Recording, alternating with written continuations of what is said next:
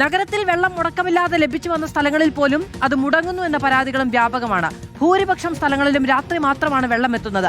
പാത്രങ്ങളുമായി വെള്ളം വരുന്നതും കാത്തുറക്കമൊഴിച്ച് കാത്തിരിക്കേണ്ട സ്ഥിതിയുണ്ട് നഗരവാസികൾക്കും. പുലിയനാർകോട്ടയിൽ 35 ദിവസമായി കുടിവെള്ളം എത്തിയിട്ട്. അരുൺ സോളമൻ വിവരങ്ങളുമായി ചേരുകയാണ്. അരുൺ, നിരന്തരമായ വാർത്തകൾ വരുന്നുണ്ട്, പ്രതിഷേധം വരുന്നുണ്ട്, ആളുകൾ ഇത് തുടർച്ചയായി പറഞ്ഞുകൊണ്ടിരിക്കുന്നുണ്ട്. പക്ഷേ പ്രത്യേകിച്ച് ഗുണമൊന്നും കിട്ടുന്നില്ല.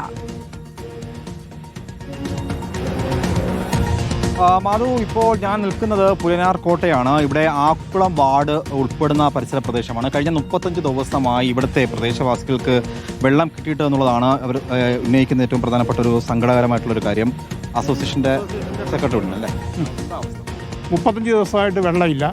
2 ദിവസത്തിന് മുമ്പേ അവരിവിടെ ഒരു തരികട കാണിച്ചു. ഇതിൻ്റെ വാൽവിരിക്കുന്നത് മെഡിക്കൽ കോളേജ് മെട്രോ സ്കാനിൻ്റെ അടുത്താണ്. ഇവിടുന്ന് ആൾക്കാർ അവിടെ കൊണ്ടുവന്നിട്ട് ആ വന്ന ടെക്നീഷ്യൻ തുറന്നിരുന്നത് 1.5 പിരി തുറന്നിരുന്നതിനെ അടച്ചു വെച്ചിട്ട് നമ്മളെ കളിയാക്കിക്കൊണ്ട് വീണ്ടും ആ 1.5 തുറന്ന് ആ 1.5 ഇവിടെ വരുമില്ല. അത് കഴിഞ്ഞ് നമ്മൾ മേയർ ഇടപെട്ട് മേയർ എക്സിക്യൂട്ടീവ് എഞ്ചിനീയറെ വിളിച്ചു. എക്സിക്യൂട്ടീവ് എഞ്ചിനീയറിൻ്റെ അനുവാദത്തോടെ 1.5 പിരി ഇവിടെ തുറന്നു. അപ്പോൾ 3 പിരി ടോട്ടൽ തുറന്നപ്പോൾ ഇവിടെ വെള്ളം കിട്ടി. ഇപ്പം മെയിൻ പ്രശ്നമെന്ന് പറഞ്ഞാൽ പ്രഷർ കുറഞ്ഞതുകൊണ്ടാണ്. കൗൺസിലർ കൂടിയാണ് ഈ വിഷയത്തിൽ മേയറോട് സംസാരിച്ചു വന്നോ? നഗരത്തിലെ ഒട്ടുമിക്ക സ്ഥലങ്ങളിലും പ്രശ്നമുണ്ട്, പ്രതിസന്ധിക്ക് ഇതുവരെയും പരിഹാരമായിട്ടില്ല.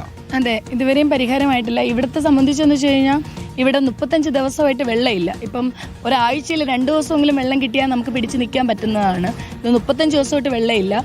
കഴിഞ്ഞ 15 ദിവസമായിട്ട് വാട്ടർ അതോറിറ്റി വന്ന് ഈ റോഡ് മുഴുവനും അവിടെ എവിടെയായിട്ട് കുഴിച്ചു പോവുകയാണ്.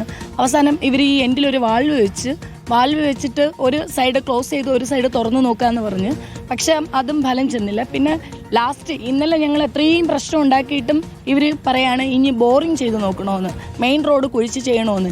ഈ 35 ദിവസം വെള്ളമില്ലാത്ത കാര്യം വലിയൊരു കാര്യമാണ്. 3 ദിവസം നമ്മളെ വീട്ടിൽ വെള്ളമില്ലെങ്കിൽ നിൽക്കാൻ പെടുന്ന പാട് നമുക്കറിയാൻ പറ്റും. ഇപ്പോൾ കുടിവെള്ളം വാങ്ങി ഉപയോഗിക്കേണ്ടുന്ന അവസ്ഥയിലായോ കാര്യങ്ങൾ? അതെ, ഇപ്പം കുടിവെള്ളം വാങ്ങി ഉപയോഗിക്കുകയാണ് ഞങ്ങൾ ചെയ്യുന്നത്. കുക്കിങ്ങിനും എല്ലാത്തിനും വാങ്ങിച്ചാണ് ഉപയോഗിക്കുന്നത്. വീട് വളരെ ഉയരത്തിലാണ്. ഉയരത്തിലാണ്. ഞങ്ങൾക്ക് ഒരു ദിവസം വെള്ളം വന്നു, പിന്നെയും കട്ടായി. ഈ ഇടയ്ക്കിടയ്ക്ക് ഇങ്ങനെ ഞങ്ങൾ വഴക്കുണ്ടാകുമ്പോഴത്തേക്കും വരുന്നു, പിന്നെ പോകുന്നു. ഇതിങ്ങനെ കണ്ടിന്യൂസ് ഇങ്ങനെ വന്നുകൊണ്ടിരിക്കുകയാണ്. അടുത്ത വേനലാണ്, എന്താണ് കേട്ടോ അവസ്ഥ? കടുത്ത വേനലെന്ന് പറഞ്ഞാൽ അല്പം പോലും വെള്ളമില്ലാത്തൊരവസ്ഥയും, വേനലായിരുന്നാലും മഴയായിരുന്നാലും കുടിവെള്ളം കിട്ടാൻ ഒക്കാത്തൊരവസ്ഥയിൽ ഒരു 5 ദിവസം ഒരു കുടുംബം കഴിഞ്ഞു പോകണമെങ്കിലുള്ള അവസ്ഥയെപ്പറ്റി ആലോചിക്കുക. അത് ഇവിടെ ഈ വാട്ടർ അതോറിറ്റി ശരിക്കും പറഞ്ഞാൽ നമ്മുടെ കൗൺസിലർ കാര്യം പറയുകയാണെങ്കിൽ കൗൺസിലർ ഇവിടെ വർക്ക് കിടന്ന ദിവസം 24 മണിക്കൂറും ഞങ്ങളുടെ കൂടെ ഉണ്ടായിരുന്നു എന്ന് പറഞ്ഞാൽ 24 മണിക്കൂർ ചുമ്മയല്ല.